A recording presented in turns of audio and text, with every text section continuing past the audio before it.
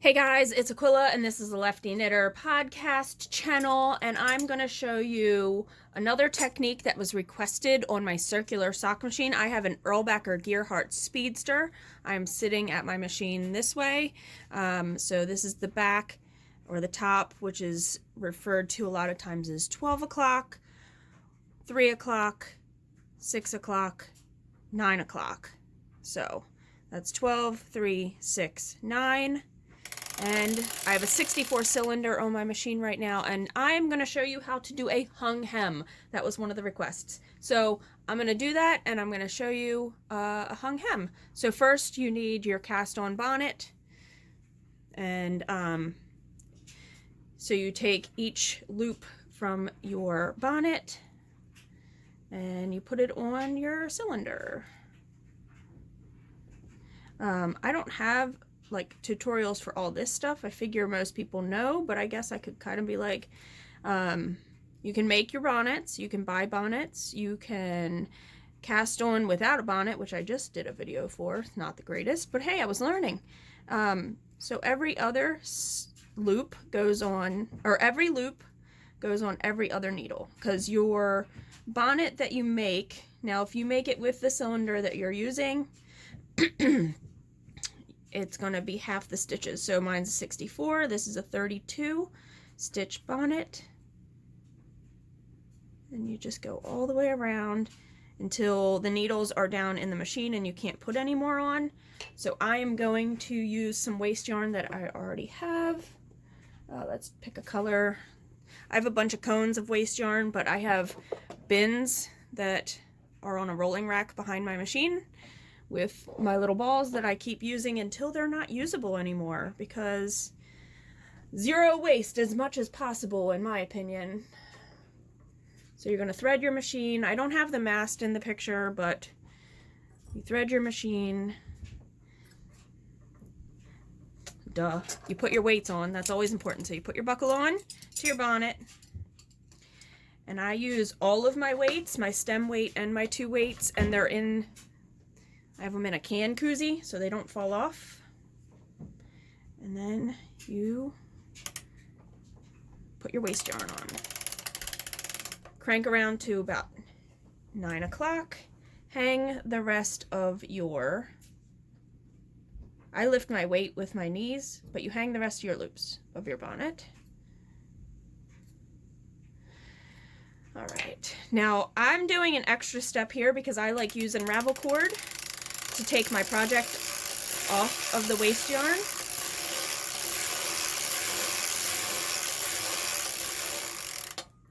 And I almost always start and stop at the same position just because it makes it a lot easier. So I always stop at 3 o'clock when I can. So I know how far I can get cranked around with my yarn tail there. And this needle is my last needle. This needle is my first needle. So I use ravel cord. You can buy ravel cord for machines specifically, or you can buy fishing line. I have bought some fishing line off of Amazon, and this is the 65-pound fishing line. 65 pounds. And they have this in all colors. I just bought yellow because I thought it would be the easiest to see. So, and you do one round of your ravel cord. This makes it easy to take your project off. So I'm putting it through my yarn guide and I'm putting it to the first stitch. And you're going to crank around until you have done your 64th stitch. And then you can pull your ravel cord inside of your bonnet.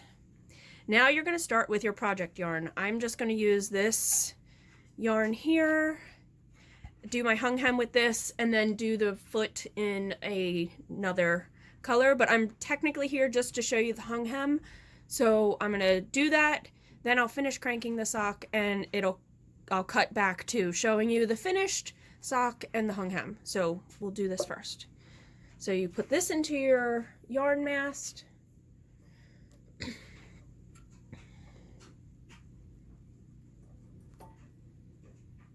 Now, if you've made a bonnet, you've done a hung hem, it's pretty much the same concept. And it depends on how high or tall you want your hem to be. You're going to crank double that amount of. So if you want a 10 row hung hem, you crank 20 rows. If you want a 15 row hung hem, you crank 30 rows. So you just double the number you want it to be. So I will do, and it's really, I mean, you can do very short hung hems. It is doable. That is how some people do the tops of the selvage edge of their socks. They'll do just a 2 row hung hem or a 3 row hung hem. You'll crank 3 rows and hang it. This one, I'll just do, for ease, I'll do 15 rows since I'm going to do a shorty sock, so then I won't need as much as my main yarn for the leg part of the sock. So you just kind of hold your yarn in place. Some people use clips. I don't use anything. I just hold it in place, and I'm going to crank 30 rows.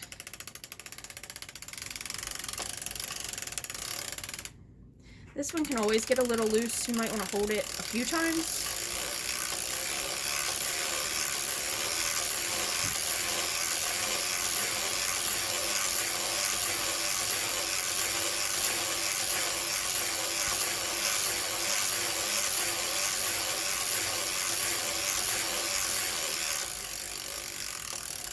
You stop at 6 o'clock because you want to start hanging here, and if you crank too far, you can't start hanging in the spot you want to start hanging.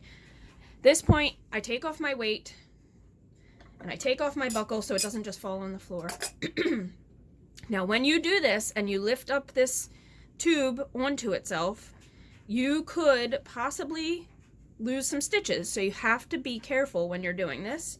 So I'm trying not to block the shot here, but so you will pull up your tube.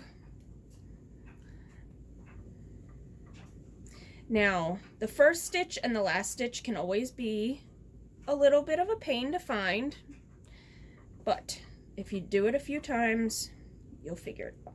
And you gotta sometimes pull those first couple stitches tighter. So what I do is I try to flatten it out like this, find my first stitch. Sometimes it's easier to have it all rolled up and bent over on itself. But again, you got to watch these stitches because they could ride up on you and fall off your machine. And then you got to pretty much just start over. So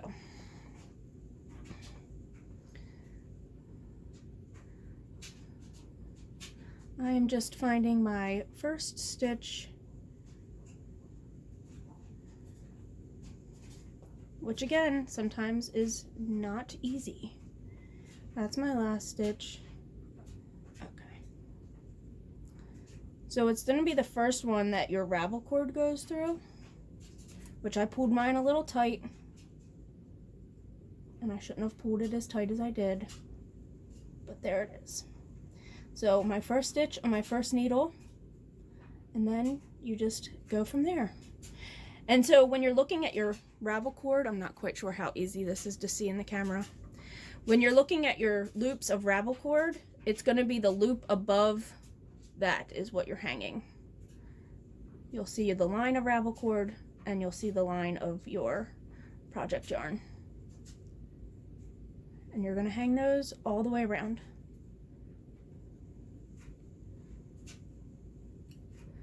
Can you see that? There's the ravel cord, like a smile, and then it's kind of like a frown of the project yarn.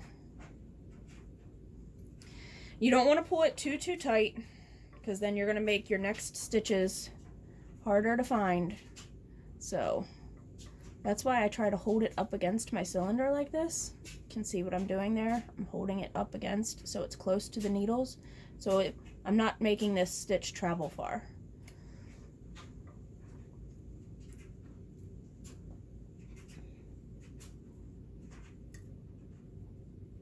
Some people like the other end of this tool, this end. I prefer to use this end, but it's all your preference.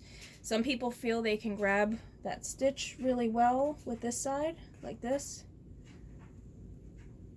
So really, again, it's your preference. You can go this direction where you're pulling it, you're grabbing it this way.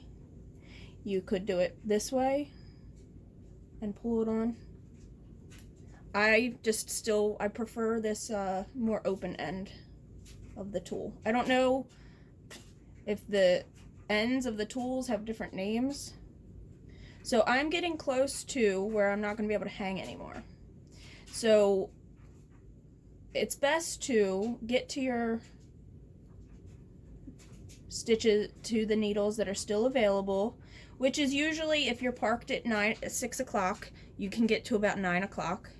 Maybe a few stitches more than 9 o'clock, but you don't want to push it. So now you need to put your weight back on your machine, because it's all about having the tension, right, on these stitches. If not, the pull down tension, you will lose stitches. Now these ones, it's going to pull these down really well, but because we now have this extra fabric here, you need to push on your fabric. So you need to push down and crank slowly forward, because you don't want to lose the tension on these needles that are popping up.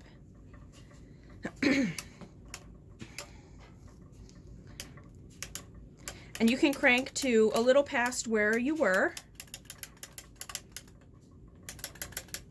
like that. Now I'm just going to lift my weight. You can take your weight off again. I'm going to just lift it with my knees and hang the rest of these stitches here. So you'll start where you left off and keep trucking. You might notice I have some white marks on my needles, every fourth needle. That's when I was doing what's called a tuck stitch pattern. And I was lifting every fourth needle and then switching it to every, like out of the 4, I was lifting the 4th needle, and then out of the 4, I was lifting the 2nd needle. It's, there's a bunch of patterns on CSM supplies that are free. The tuck stitch is one of those. I'm trying to make sure you guys can visually see what I'm doing here.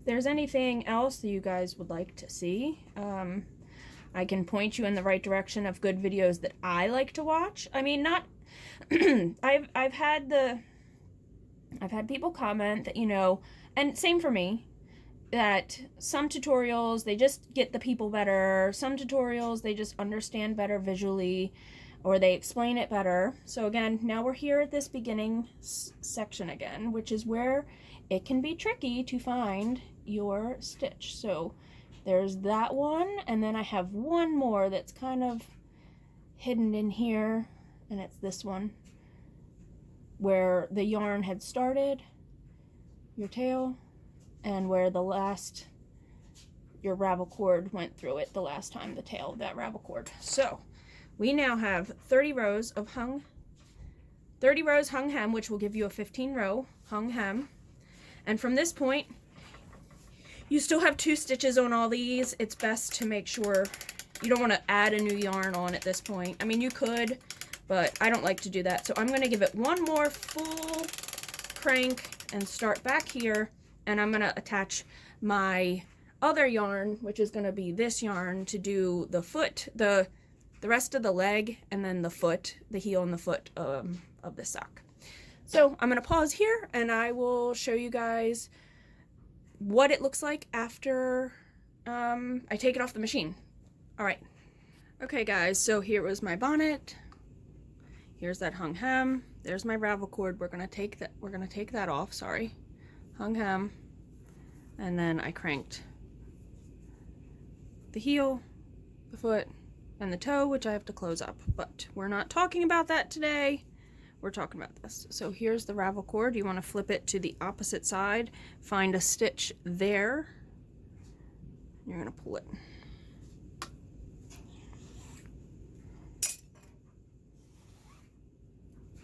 And by the magic of ravel cord, you now have a hung hem.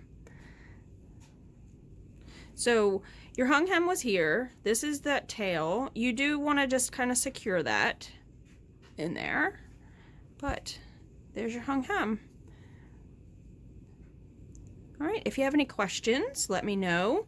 I can always do another video and show you guys. So hung hem, very short cuff. Let me get a sock blocker and I'll show you on the sock blocker because that's better. There it is.